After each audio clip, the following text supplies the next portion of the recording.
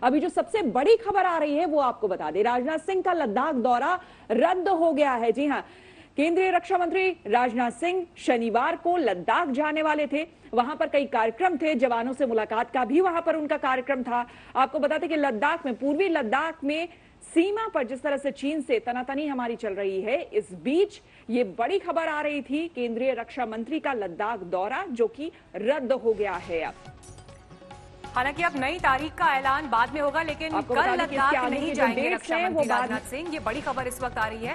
उनका दौरा फिलहाल टल गया है। जो फैसला हुआ, अब नई तारीख को लेकर अगली तस्वीर बाद में साफ हो सकती है। लेकिन जिस तरह के हालात लगातार एलएसी पर बने हुए हैं, रक्षा मंत्री राजनाथ सिंह का ये दौरा बहुत अहम रहने वाला था। आपको याद होगा कि हाल ही में रक्षा मंत्री रूस में भी विजय परेड में शामिल हुए थे और वहां पर भी कूटनीतिक स्तर पर कई ऐसे कदम उठे, चाहे चीन के नेताओं से न मिलना हो या फिर जिस तरह से रूस के साथ भारत के रिश्तों में अंतर्राष्ट्रीय स्तर पर गर्मजोशी दिखाई दी। तो ऐसे समय में चीन के साथ जब टकराव की स्थिति बनी हुई है, देश में चाइनीज ऐप्स को बैन करने का फैसला हुआ, ऐसे में रक्षा मंत्री का ये दौरा बेहद अहम दृष्टि से देखा जा रहा था। लेकिन अब फिलहाल ये दौरा टल गया है। तो राजनाथ सिंह का दौरा फिलहाल रद्द हो गया, लेकिन थल सेनाध्यक्ष कल एक बार फिर लद्दाख के दौरे पर होंगे। 10 दिन के अंदर आर्मी चीफ नरवणे का ये दूसरा लद्दाख दौरा है। श्वेता, एलएसी पर सुरक्षा सख्त है। आपको बता दें कि आर्मी मुस्तैद है। उसके साथ साथ दिल्ली से भी ड्रैगन पर वार जारी है। चाइनीज ऐप पर बैन के बाद भी लगातार हमारी सरकार चीन के हाथ बांधने में लगी हुई है। मीनाक्षी, और इसी सिलसिले में आज संचार मंत्री रविशंकर ने दो टूक कहा कि चाइनीज ऐप पर बैन भारत का चीन पर डिजिटल स्ट्राइक है। 59 ऐप्स पर बैन लगाया गया था।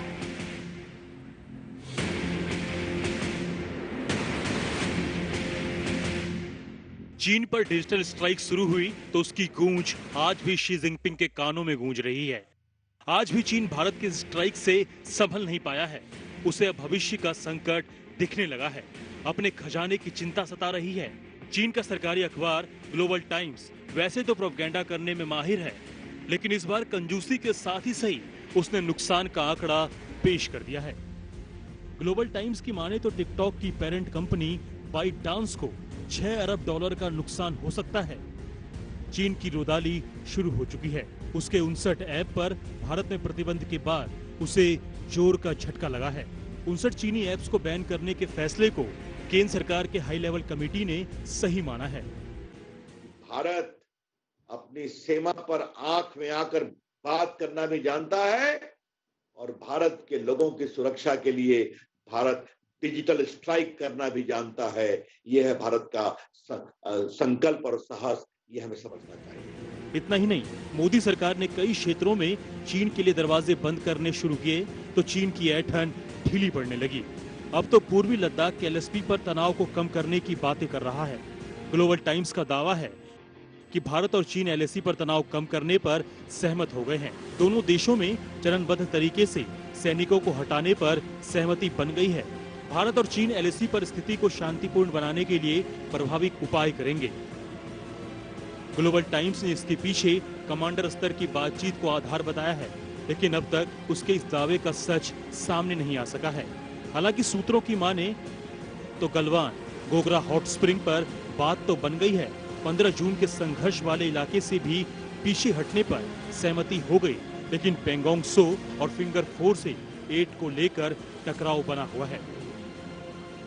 30 जून को एलएसी के इस पार चुशूल में दोनों मुल्कों में बातचीत हुई।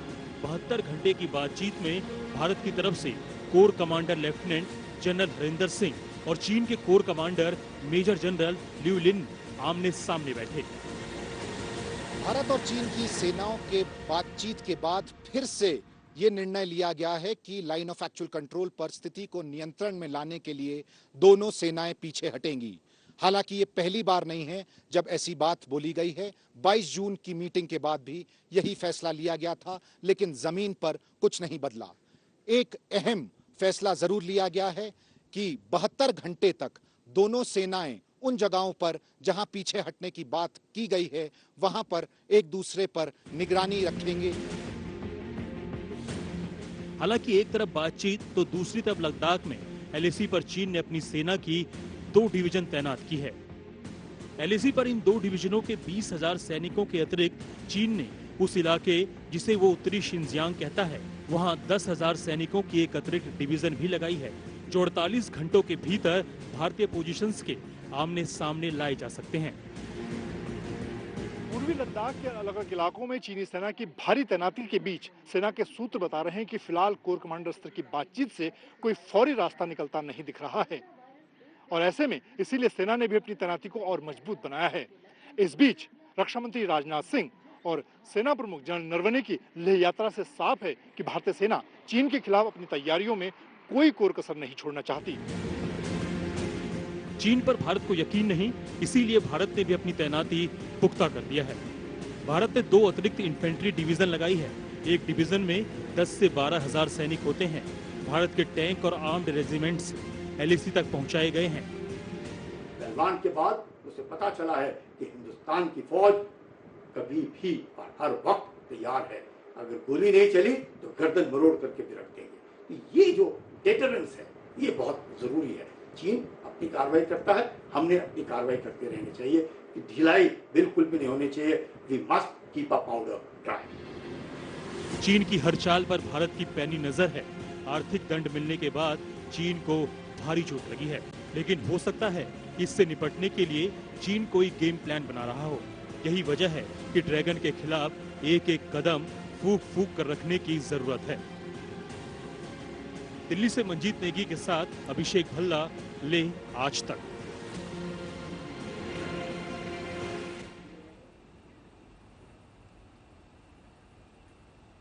दरअसल चीन पर विश्वास किया नहीं जा सकता है और इसके पीछे की वजह खुद चीन है। उसकी चालाकियां हैं जो कि हर वक्त और हर समय दिखती रहती है।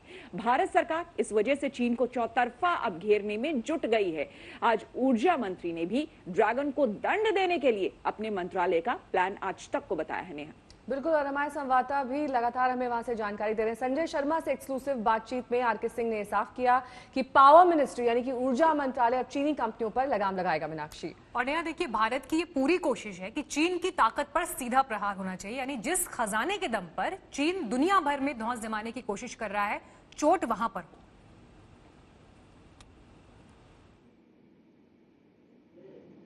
आपसे ये जानना चाहते हैं कि हर एक मंत्रालय, सरकार हर तरफ से चीन के पर कतरने को तैयार है। चुनौतियां हमारे पास ज्यादा हैं, लेकिन हमारे पास हौसले की कमी नहीं है। आपका मंत्रालय किस तरह से चीनी कंपनियों के पावर कनेक्शन काटने को तैयार है?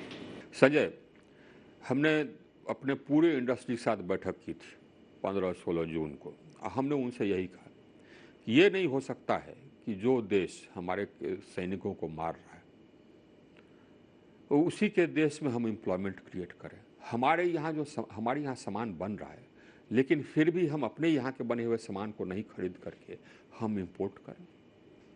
पूरी इंडस्ट्री हमारे साथ इस बात पर खड़ी हुई और उसने कहा कि नहीं, आप बिल्कुल सही कर रहे हैं और हम लोग भी ये प्लेज लेते हैं कि जो भारत में बनता है सामान वो खरीदेंगे, नहीं कि चाइनीज सामान। हमारे यहाँ देखिए, पावर सेक्टर एक सेंसिटिव सेक्टर है और ये इंडस्ट्री भी समझती है और हमने इंडस्ट्री के साथ इसका डिस्कशन भी किया है।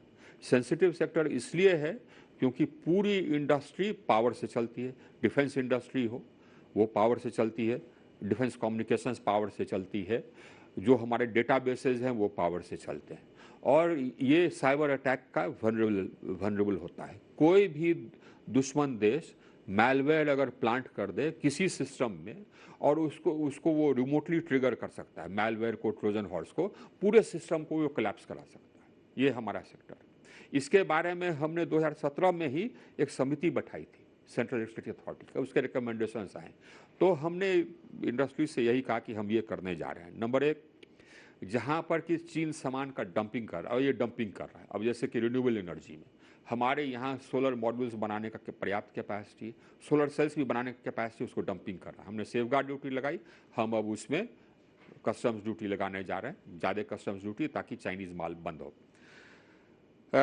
और सिक्योरिटी कंस्ट्रेंट भी है। हमारे यहाँ कन्वेंशनल पावर सिस्टम में सभी चीज़ बनते हैं, लेकिन फिर भी सस्ते दाम पर वो यहाँ पर डंप कर रहा है, उसको हम बंद करेंगे। भाई सिक्योरिटी थ्रेट, उसको हम बंद करेंगे। नंबर 1, हम उसमें प्रायर रेफरेंस कंट्रीज़ का लिस्ट बना रहे हैं जिसमें चीन है, का लिस्ट है जिसमें चीन है, जो हमारे दुश्मन या पॉसिबल दुश्मन का देश है, वहाँ से हम कुछ सामग्रियों का इंपोर्ट एकदम नहीं करेंगे। बाकी सामग्रियों के इंपोर्ट के लिए भी आपको परमिशन चाहिए उन देशों से, क्योंकि उसमें साइबर मैलवेयर लगा सकता है। हम उसको हाँ, साइबर मैलवेयर लग सकता है, और इन देशों से तो ऐसा इक्विपमेंट जिसमें कि साइबर मैलवेयर लग सकता है नहीं आएगा। वो पावर सिस्टम में साइबर मैलवेयर लग सकता है तो नहीं आएगा। आपको इंपोर्ट करना है तो दूसरे देश से कीजिए। इंपोर्ट करने की ज़रूरत आपको अमूमन नहीं पड़नी चाहिए, क्योंकि सब चीज़ हमारे यहाँ बनता है और ये इंडस्ट्री एग्री की। सिर्फ 5 चीज़ ऐसे हैं जो हाई टेक्नोलॉजी हैं जो हमारे यहाँ नहीं बनते, उसको आप इंपोर्ट कर सकते हैं। हम प्रेफर करेंगे कि आप चीन से नहीं करें, पाकिस्तान से नहीं करें, क्योंकि उसमें अगर मैलवेयर डाल दिया तो हमारे पूरे सिस्टम को खतरा है। आप यूरोप से कर दें, अमेरिका से कर दें, कहीं से कर दें, लेकिन चीन पाकिस्तान से नहीं करें। तो सरकार की ओर से चीन पर चौतरफा चोट करने की तैयारी की जा रही है, इस पर भी हमने बातचीत सुनी, लेकिन साथ ही ये भी कोशिश की जा रही है कि चीन ने दोस्तों से ज्यादा जिस तरीके से अब दुश्मन बना लिए हैं, उसकी सीमा से सटे जितने भी देश हैं वो उसकी गीदड़ भपकी से परेशान है। चीन की लगातार जो प्रॉब्लम है वो बढ़ती जा रही है और विस्तारवादी नीति से वो खफा है। श्वेता, बिल्कुल, और यही वजह है कि ग्लोबल टाइम्स एक तरह से हिंदुस्तान को बार बार कोस रहा है। वो लिख रहा है ऐसा कि चीनी सेना पीछे हटने को तैयार है, लेकिन शायद भारत ही नहीं, बातचीत से मसले के हल निकालने की वो पैरवी भी कर रहा है। तो तमाम हथकंडे अपनाए जा रहे हैं। मीनाक्षी, चीन के खिलाफ अमेरिका ने जिस तरह से घेरेबंदी की है वो भी अब इंटरनेशनल लेवल पर ध्यान खींच रही है। राष्ट्रपति डोनाल्ड ट्रंप लगातार गुस्से में है। इस बीच चीन पर नकेल कसने के लिए अमेरिका ने अपने सबसे खतरनाक जंगी जहाज को इंडो पैसिफिक और प्रशांत क्षेत्र में भेज दिया, यानी चीन की पूरी घेराबंदी।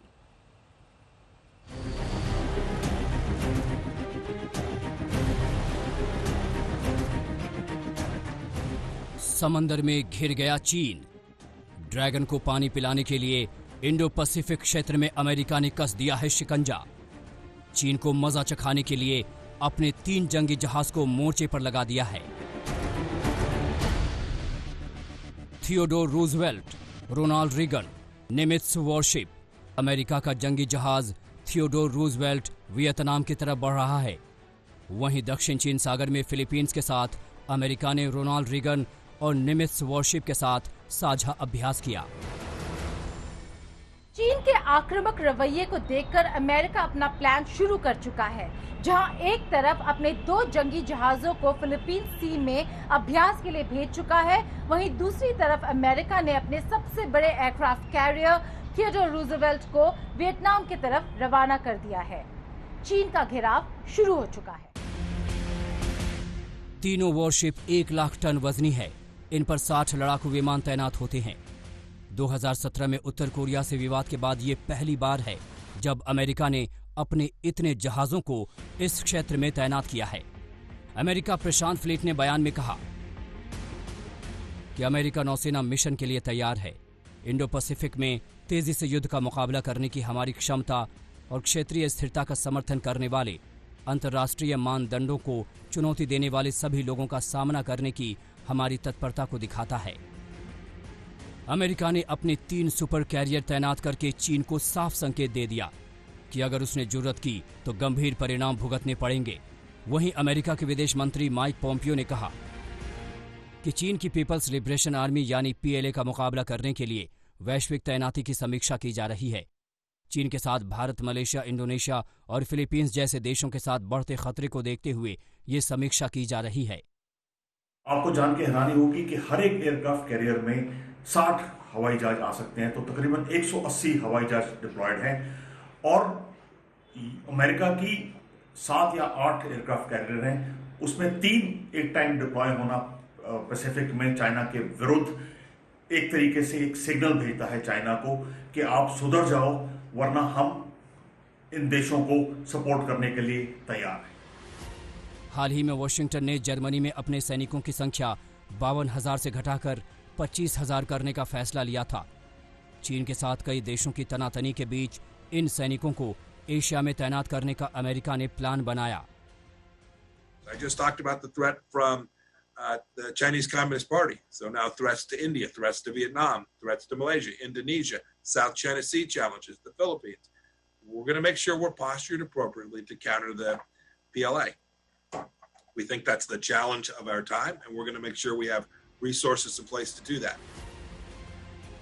इंडो पैसिफिक और दक्षिण चीन सागर क्षेत्र में अमेरिका ने कई बार संयुक्त अभियान को अंजाम दिया है। नवंबर 2018 रोनाल्ड रीगन और John C Stennis carrier strike group ने फिलीपीन सागर में संयुक्त अभियान चलाया। सितंबर 2014 द जॉर्ज वाशिंगटन और Carl Vinson carrier strike group ने दक्षिण चीन सागर और पूर्वी चीन सागर में ऑपरेशन चलाया।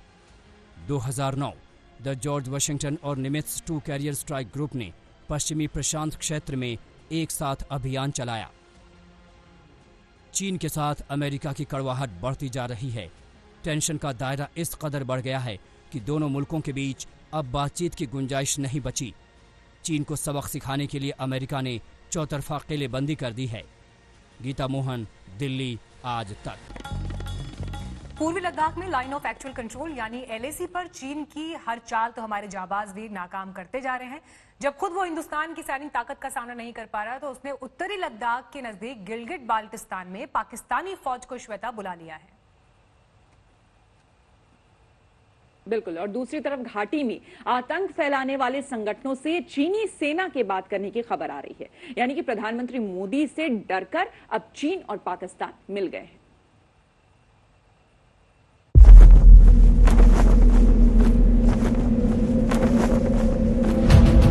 दो मोर्चे पर चीनी जंग।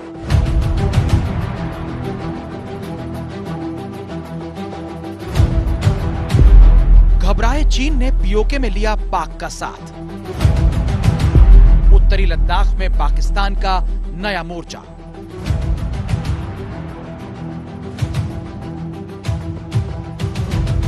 और तो और चीन को अब आतंकियों का सहारा।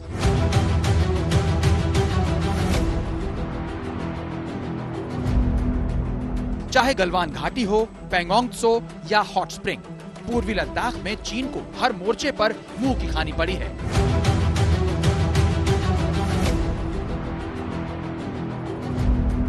हमारे वीर जांबाजों ने उन्हें ऐसा जवाब दिया कि वो पराक्रम, वो वीरता, वो पुरुषार्थ हर हिंदुस्तानी के दिल में गौरव का नया एहसास भर देता है।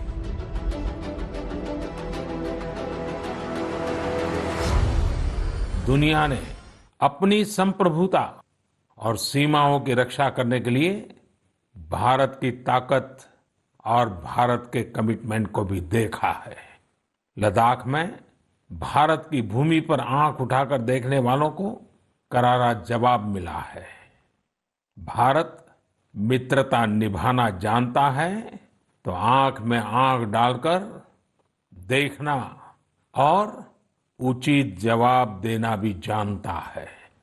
हमारे वीर सैनिकों ने दिखा दिया है कि वो कभी भी मां भारती के गौरव पर आंच नहीं आने देंगे।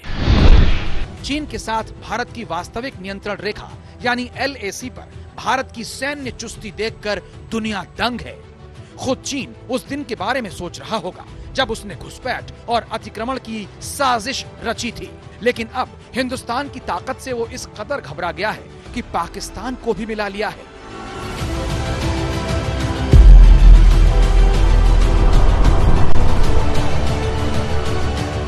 खुद पूर्वी लद्दाख के पास LOC पर है तो उत्तरी लद्दाख में गिलगिट बाल्टिस्तान में पाकिस्तानी फौज की तैनाती करवा दी है।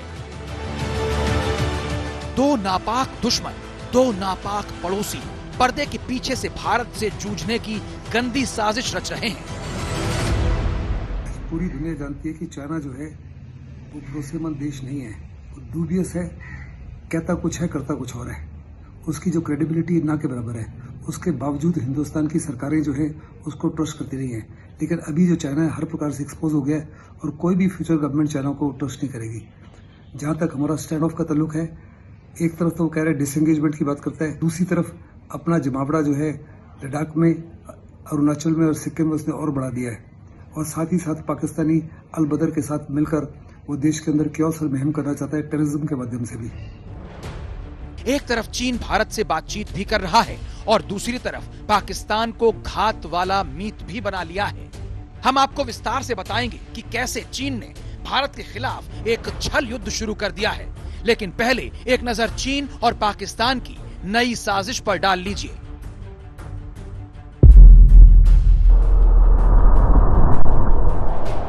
आज तक तो मिली जानकारी के मुताबिक चीन ने लद्दाख को लेकर 4 मोर्चे खोल दिए हैं। पहला मोर्चा पूर्वी लद्दाख के पास LAC पर, जहां खुद उसकी PLA यानी पीपल्स लिबरेशन आर्मी खड़ी है। दूसरा मोर्चा उत्तरी लद्दाख, जहां अपने पिट्ठू पाकिस्तान को मैदान में उतार दिया है। तीसरा मोर्चा जम्मू कश्मीर में, जहां आतंकवादियों की मदद चीन की सेना कर रही है। और चौथा मोर्चा नेपाल है, जिसकी चीन ने जमीन भी हथिया रखी है, लेकिन उसकी ओली सरकार को समझ में नहीं आ रहा। चीन चाहता है कि कश्मीर का माहौल खराब कर भारतीय सेना को दूसरे मोर्चों पर वो उलझा कर रखे। इसके लिए कश्मीर में करीब 100 पाकिस्तानी आतंकियों की घुसपैठ का प्लान भी उसके दिमाग में चल रहा है। पाकिस्तान ने 1 से 2 डिवीजन गिलगिट बाल्टिस्तान में अपने मूव कर दिए हैं, ताकि अगर 2 फ्रंट वॉर का सिनेरियो आता है चाइना के लिए, तो वो गलवान वैली की तरफ से चाइना और ये सब सेक्टर साउथ यानी कि सियाचिन के नीचे से हमारे लद्दाख के ऊपर वाले हिस्से को काट लें, और जो काराकोरम हाईवे के ऊपर में जो उनकी वनरेबिलिटी है और सब्सिक्वेंटली CPC की, वो खत्म हो जाए। साथ साथ में ये भी पता लगा है सोर्सेज से कि चाइना अलबदर से बात कर रहा है, ताकि वो इंटरनल सबटाज, जब अभी ऐसी इवेंचुअलिटी आए, इंटरनल सबटाज कर सके। पाकिस्तान में अल बदर के आतंकवादियों से चीनी सेना की बातचीत से तस्वीर बिल्कुल साफ हो जाती है। लेकिन चीन भूल रहा है कि युद्ध हौसले और हिम्मत से लड़ा जाता है, और भारत 1 मोर्चा हो, 2 मोर्चे हो, 3 मोर्चे हो, हर मोर्चे पर दुश्मन को मिट्टी में मिलाना अच्छी तरह जानता है। दिल्ली में कमलजीत संधू के साथ आज तक ब्यूरो। चीन ने अपनी गिरफ्त में पड़ोसी मुल्क नेपाल को भी ले लिया है। पैसे के दम पर नेपाल को अपने इशारों पर नचा रहा है। बिल्कुल, और श्वेता, यही वजह है कि चीन पाकिस्तान के अलावा नेपाल भी भारत को आंख दिखाने लगा है। नेपाल की ओली सरकार ने नए नक्शे में भारत के इलाके को अपना बता दिया है। मीनाक्षी, और ये सब कुछ चीन की शह पर हो रहा है, इसमें कोई शक नहीं। अब ओली की नेपाल कम्युनिस्ट पार्टी ही उनसे इस्तीफा मांग रही है। उनके नेता कह रहे हैं कि अपनी नाकामी छिपाने के लिए ओली भारत विरोधी कार्ड खेल रहे हैं।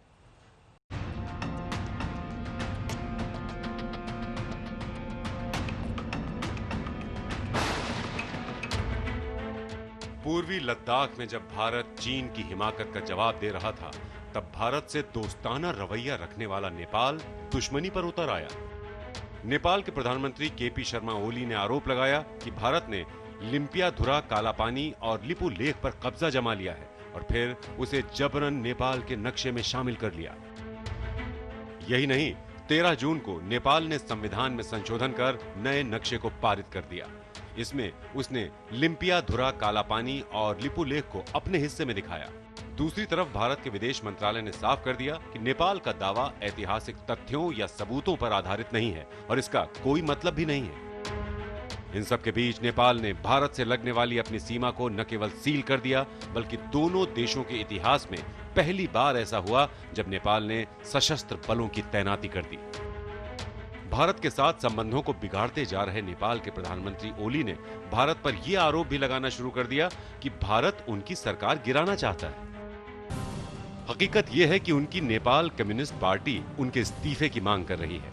पार्टी के उपाध्यक्ष प्रचंड ने आरोप लगाया कि हर मोर्चे पर विफल रहे ओली भारत विरोधी कार्ड खेलकर कुर्सी बचाना चाहते हैं, लेकिन ओली इस खेल में खुद फंस गए।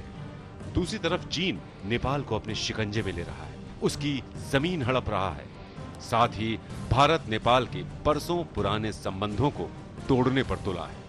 आज तक ब्यूरो। बात आइए अब करते हैं प्रियंका गांधी की, क्योंकि एक बार फिर वो सुर्खियों में है। वजह है उनका नया ठिकाना, जो कि अब लोधी एस्टेट से शिफ्ट होने वाला है लखनऊ में। माना यह जा रहा है कि वो हजरतगंज इलाके में रह सकती हैं श्वेता। बिल्कुल मीनाक्षी, और तस्वीरें भी सामने आई हैं और बताया जा रहा है कि लखनऊ के जिस बंगले में वो रहेंगी, ये कयास लगाए जा रहे हैं, वहां पर प्रियंका पहले भी रुक चुकी है। नेहा, बिल्कुल, और परिवार के साथ दरअसल मीनाक्षी और श्वेता शिफ्ट नहीं हो रही है। ये अब सिर्फ प्रियंका गांधी वहां पर उस बंगले में जाएंगी और ये माना जा रहा है कि उत्तर प्रदेश के लखनऊ में अपना वो बेस रखना चाहती हैं ताकि कांग्रेस की जड़ें उत्तर प्रदेश में मजबूत हो सके। यानी कि एक तरफ तो यहाँ पर सरकारी बंगला उन्हें देना है, सरकारी बंगले को खाली करने के आदेश मिल चुके हैं, वहीं अब लखनऊ को बेस बनाने का उन्होंने मन बनाया है।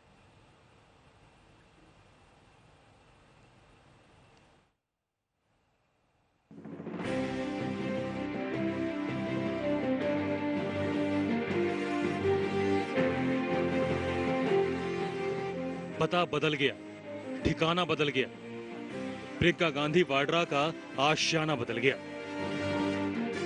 अगर सब कुछ ठीक रहा तो प्रियंका गांधी वाड्रा लखनऊ के हजरतगंज के इसी मकान में रहेंगी। यहीं बन सकता है यूपी के कांग्रेस का पावर सेंटर। लखनऊ के कॉल हाउस में, जो कि गोखले विहार मार्ग पे है, गोखले मार्ग पे है, उसमें ये वो घर है जिसके अंदर मौजूद ये जो कमरा और जो हिस्सा देख रहे हैं, यही है हिस्सा जहां पर प्रियंका गांधी अब तक के दौरों में आकर के रहती हैं। दरअसल हम आपको बता दें, ये जो बिल्डिंग है, इसमें नीचे एक ड्राइंग रूम है, एक बेडरूम है और ऊपर 2 बेडरूम है। इसके बगल वाले हिस्से में भी 2 बेडरूम और बाकी हिस्से हैं, कमरे हैं जिसमें दूसरे लोग रह सकते हैं। अभी तक की जो प्लानिंग है उसके मुताबिक प्रियंका गांधी जब आएंगी तो यही इसी हिस्से में रहेंगी। वैसे तो ये बंगला इंदिरा गांधी के दिवंगत मामी शीला कौल का है। जब भी प्रियंका लखनऊ आती हैं तो वो यहीं ठहरती हैं। होटलों की जगह वो यहाँ रहना पसंद करती हैं। इस बंगले में स्टाफ के रहने और कार्यकर्ताओं के साथ मीटिंग करने के लिए काफी जगह है। लखनऊ के इस बंगले से नेहरू की यादें भी जुड़ी हैं। तो महात्मा गांधी भी यहाँ कई बार आ चुके हैं। यूपी की सियासत में प्रियंका काफी दिनों से सक्रिय हैं, लेकिन ये अस्थायी ठिकाना होने के बाद उनके लिए योगी सरकार पर हमले करना आसान हो जाएगा। पहले दिल्ली से यूपी की कमान संभाल रही थी, लेकिन दिल्ली के लुटियन जोन में मौजूद लोधी स्टेट के सरकारी बंगले को खाली करने का आदेश मिलने के बाद लखनऊ के इस बंगले की चर्चा तेज हो गई है। प्रियंका पिछले 23 साल से दिल्ली के इसी बंगले में रह रही थी। लुटियन दिल्ली के पॉस लोधी स्टेट का बंगला नंबर 35 प्रियंका को 21 फरवरी 1997 को मिला था, लेकिन केंद्र सरकार ने उन्हें 1 अगस्त तक बंगला खाली करने का नोटिस थमा दिया है। सरकार की दलील है कि अब उनके पास एसपीजी सुरक्षा नहीं है, इसलिए वो अब इस बंगले की हकदार नहीं है। प्रियंका गांधी का अगला पता होगा कौल निवास, उत्तर प्रदेश, लखनऊ। और वो इसलिए क्योंकि राजधानी दिल्ली में, लुटियंस दिल्ली में मेरे ठीक पीछे 35 नंबर का वो बंगला जहां वो अपने परिवार के साथ लगभग 2 दशक से रह रही थी, अब वो बंगला उनसे ले लिया गया है। नवंबर 2019 में एसपीजी की सुरक्षा सिक्योरिटी कवर हटाए जाने के बाद अब वो इस बंगले के लिए इंटाइटल नहीं है और इसीलिए अब उनसे वो आवंटन रद्द कर दिया गया है। उसके बदले में बिल भी भेजा गया था जो कि प्रियंका गांधी ने उसे चुका दिया है।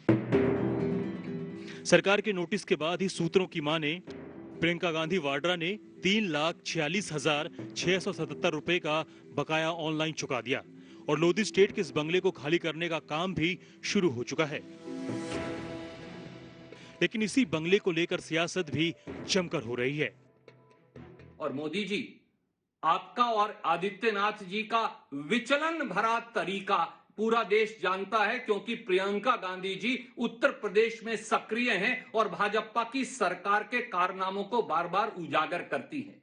अब तो सरकार इतनी गिर गई कि प्रियंका गांधी जी के मकान को खाली करवाने का नोटिस दे दिया। प्रियंका गांधी इंदिरा गांधी की पोती हैं, राजीव गांधी की बेटी हैं। न प्रियंका गांधी और न कांग्रेस नेतृत्व इस प्रकार के फर्जी नोटिसों से डरने वाला। एक नहीं 100 मकान खाली करवाइए, परंतु इस देश की आवाज बनने से आप हमें रोक नहीं सकते। तो मैं समझता हूं कि बड़ा प्रिविलेज था प्रियंका जी का, लेकिन अब वो शायद समाप्त हुआ, क्योंकि एसपीजी कवर की परिभाषा सिर्फ प्रधानमंत्री के लिए है और मुझे लगता है कि ये अब उन्हें मकान, लेकिन मेरा ये मानना बड़ा कठिन है मुझे कि क्या आप अगर सरकारी मकान में रहेंगे, क्योंकि उनके पास अभी जेड कैटेगरी के सीआरपीएफ की सुरक्षा है, तो क्या आप सरकारी मकान में ही रहेंगे तो आपकी सुरक्षा है, बाकी जगह अगर अपने घर में रहेंगे, अपने फार्म हाउस पर रहेंगे तो क्या उसमें सुरक्षा नहीं है? एक सवाल ये उठता है। बंगले की सियासत कोई नई बात नहीं है। बात चाहे अखिलेश यादव की हो या फिर मायावती की, लेकिन इस कड़ी में प्रियंका के जुड़ने से सियासत में नया रंग जुड़ गया है। गांधी परिवार ने इस बार तो कुछ नहीं बोला, लेकिन सूत्रों की माने तो सही वक्त पर और सही जगह पर प्रियंका इसका इस्तेमाल राजनीतिक घेरेबंदी में करेगी। लखनऊ से शिवेंद्र श्रीवास्तव के साथ आशुतोष मिश्रा, दिल्ली, आज तक। ये तो बात हुई बंगले की सियासत की, लेकिन बड़ा पॉलिटिकल डेवलपमेंट मध्य प्रदेश में भी हुआ, जहां पर आज शपथ ग्रहण हुआ है, शिवराज सरकार का विस्तार हुआ है। उस पर हम आपको डिटेल दिखाएंगे, लेकिन पहले एक बड़ी खबर आपको इस वक्त की बता दें। प्रधानमंत्री नरेंद्र मोदी ने रूस के राष्ट्रपति पुतिन से फोन पर बात की है। उन्होंने व्लादिमीर पुतिन से बातचीत की, दोनों देशों के संबंधों को और मजबूत करने पर जोर दिया। पुतिन ने प्रधानमंत्री मोदी को शुक्रिया कहा और ये भी दोहराया कि भारत और रूस के बीच सामरिक रिश्ते और भी मजबूत होंगे। कोरोना क्योंकि अभी एक वैश्विक संकट बना हुआ है, तो उस पर भी चर्चा हुई। लेकिन हाल ही में रूस में विक्ट्री डे परेड संपन्न हुई, जिसमें रक्षा मंत्री राजनाथ सिंह ने हिस्सा भी लिया था। तो प्रधानमंत्री नरेंद्र मोदी ने इसके सफलतापूर्वक संपन्न होने पर भी रूस के राष्ट्रपति को बधाई दी। राष्ट्रपति पुतिन एक बार फिर से जनता द्वारा पसंद किए गए हैं राष्ट्रपति के तौर पर। 2036 तक राष्ट्रपति बने रहेंगे। तो दुनिया में क्या कद है राष्ट्रपति पुतिन का, आप इससे अंदाजा लगा सकते हैं कि एक बार फिर उन पर भरोसा रूस की जनता ने जताया है।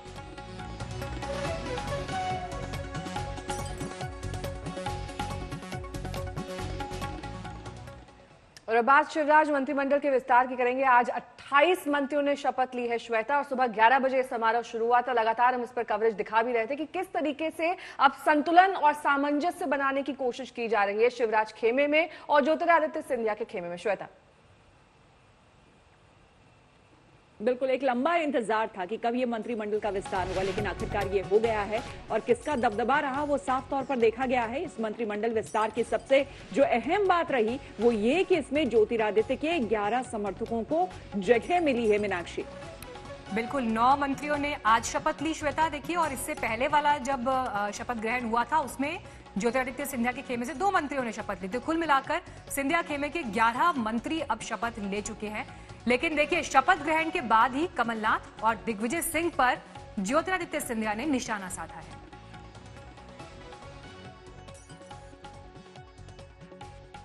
मैं जगदीश देवड़ा, मैं बिसाहू लाल सिंह ईश्वर की शपथ लेता हूँ। मैं भूपेंद्र सिंह ईश्वर की शपथ लेता हूँ कि ब्रजेंद्र प्रताप सिंह ईश्वर की शपथ लेता हूँ कि मैं विधि द्वारा स्थापित भारत के संविधान के प्रति सच्ची श्रद्धा और निष्ठा रखूंगा। शिवराज की शक्ति का विस्तार हो गया है। ये वो चंद चेहरे हैं जिन्होंने आज पद और गोपनीयता की शपथ ली। लंबी माथापच्ची के बाद भोपाल के राजभवन में 28 मंत्रियों को शिवराज मंत्रिमंडल में जगह मिली। इनमें से 20 कैबिनेट मंत्री बनाए गए, जबकि 8 को राज्य मंत्री बनाया गया। अब आपको बताते हैं कि इस मंत्रिमंडल विस्तार की सबसे खास बात, बड़ी बात ये कि शिवराज की इस मंत्रिमंडल में ज्योतिरादित्य सिंधिया की ताकत दिख रही है। वो कैसे, तो आपको बताते हैं। आज जिन 28 मंत्रियों ने शपथ ली है उनमें से 11 सिंधिया समर्थक माने जाते हैं।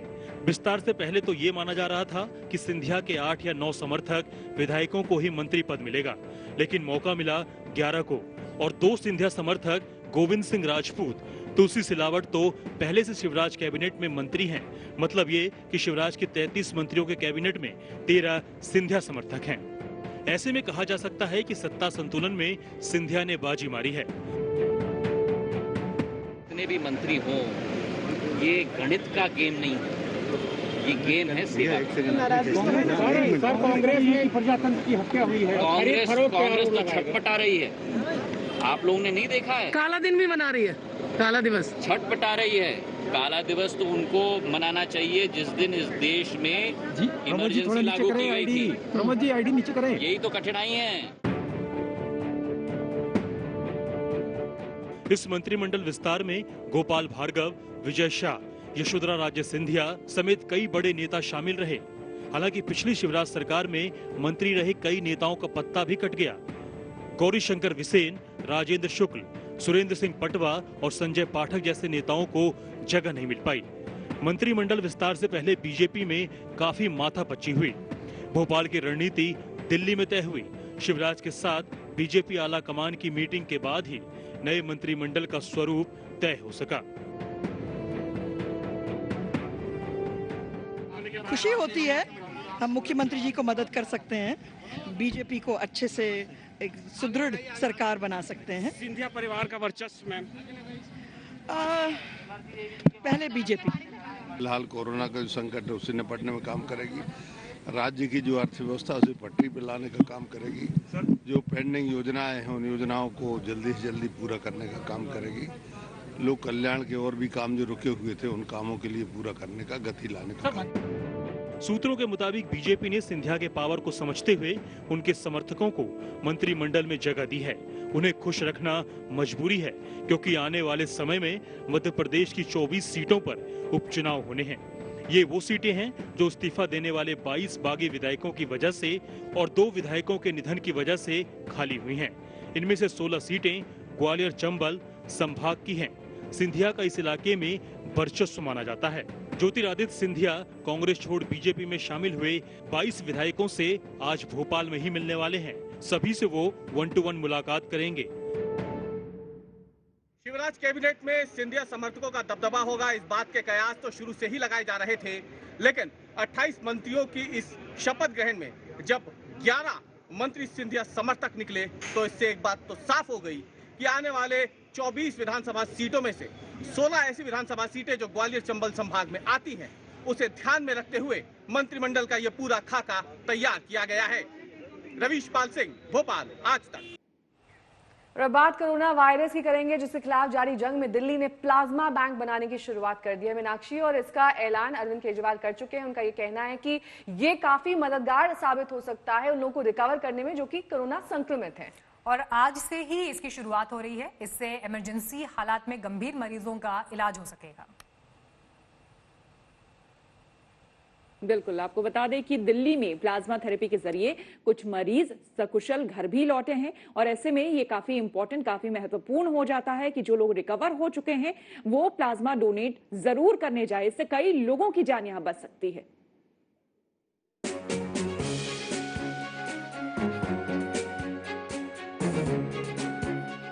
न वैक्सीन न दवा, महामारी का कारगर हथियार तो नहीं मिल सका है, लेकिन कोरोना से जान बचाने के लिए प्लाज्मा बन रहा है रामबाण। दिल्ली में इसी प्लाज्मा थेरेपी के जरिए कई लोगों की जिंदगी बची। अब दिल्ली में केजरीवाल सरकार देश का पहला प्लाज्मा बैंक शुरू कर रहे हैं। ILBS अस्पताल है दिल्ली सरकार का, जहां पे प्लाज्मा बैंक बनाया जा रहा है। जो टाइम होगा उसके हिसाब से आपके घर पे या तो गाड़ी भेज दी जाएगी, या अगर आप अपनी गाड़ी से, अपनी टैक्सी से आना चाहें तो आपको उसका पैसा रिम्बर्स कर दिया जाएगा। दिल्ली के ILBS अस्पताल में इसकी शुरुआत हो रही है। ILBS में एक बेसिक टेस्ट किया जाएगा। प्लाज्मा लेने में 45 मिनट से 1 घंटा लगता है। डोनर को एक गौरव पत्र दिया जाएगा। केजरीवाल सरकार ने कहा कि अस्पताल को इसके लिए ILBS से संपर्क करना होगा। निजी तौर पर प्लाज्मा डोनेशन नहीं होगा। केंद्र, MCD या फिर दिल्ली का कोई भी अस्पताल हो, सभी को ILBS से डॉक्टर की सिफारिश के आधार पर प्लाज्मा के लिए संपर्क करना होगा। आप जब वहाँ पे पहुँचेंगे ILBS में, तो आपके बेसिक कुछ टेस्ट्स वहाँ पे किए जाएंगे और उसके बाद आपका प्लाज्मा लिया जाएगा।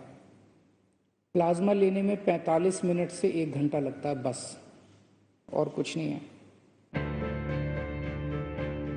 कोरोना के संक्रमण काल में अब ऐसे में सवाल उठता है कि कौन प्लाज्मा दे सकता है और कौन नहीं दे सकता है। जिनकी उम्र 18 से 60 साल के बीच हो, वजन 50 किलो से कम ना हो, महिलाएं जो एक बार भी गर्भवती हुई वो प्लाज्मा नहीं दे सकती। इंसुलिन लेने वाले प्लाज्मा नहीं दे सकते। जिनको ब्लड प्रेशर है वो प्लाज्मा नहीं दे सकते। यदि कोई पेशेंट भर्ती होने के बाद वो ठीक हो गया, उसका कोरोना का रिपोर्ट नेगेटिव आ गया, तो उसके 15 दिन से लेके और 3 हफ्ते तक, यानी कि 2 to 3 week after the discharge and when report is negative, report negative आने के 2 से 3 हफ्ता बाद प्लाज्मा का दान किया जा सकता है। उसमें उस टाइम में इसलिए हम देखते हैं कि एंटीबॉडी बन गई हैं, जो एंटीबॉडी बनती हैं जिसमें प्लाज्मा में, और वो वायरस को खत्म करती है, नष्ट करती हैं। कोरोना के दौर में संजीवनी बन चुकी प्लाज्मा थेरेपी की गूंज बेशक इन दिनों खूब सुनाई देने लगी है, लेकिन इस इलाज का तरीका पहली बार 130 साल पहले यानी 1890 में जर्मनी के एक डॉक्टर ने खोजा था। उन्हें मेडिसिन के क्षेत्र में पहला नोबेल भी मिला। हालांकि कोरोना के खिलाफ प्लाज्मा थेरेपी कोई पुख्ता इलाज तो नहीं है, लेकिन इसके जरिए मृत्यु दर को कम करने में कामयाबी मिल सकती है। ऐसे में दिल्ली में प्लाज्मा बैंक बनाकर सरकार ने बेहतरीन काम किया है। प्लाज्मा थेरेपी पर स्टडी करने वाले डॉक्टर्स और वैज्ञानिकों का मानना है कि प्लाज्मा थेरेपी कोरोना को खत्म करने का रामबाण इलाज नहीं है, लेकिन इससे कोरोना मरीज को मौत के मुंह में जाने से बचाया जा सकता है। ऐसे में अब जरूरत है कि ज्यादा से ज्यादा वो लोग सामने आकर डोनेशन करें जो कोरोना से ठीक हो चुके हैं। पंकज जैन, दिल्ली, आज तक।